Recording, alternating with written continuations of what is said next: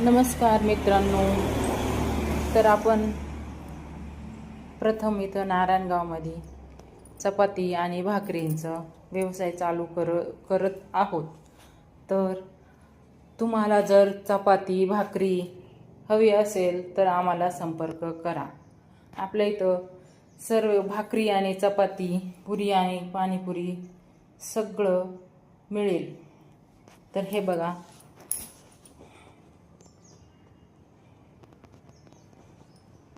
तर उद्या पूजा आहे. परवा दिवशीपासून तुम्ही ऑर्डर करू शकता.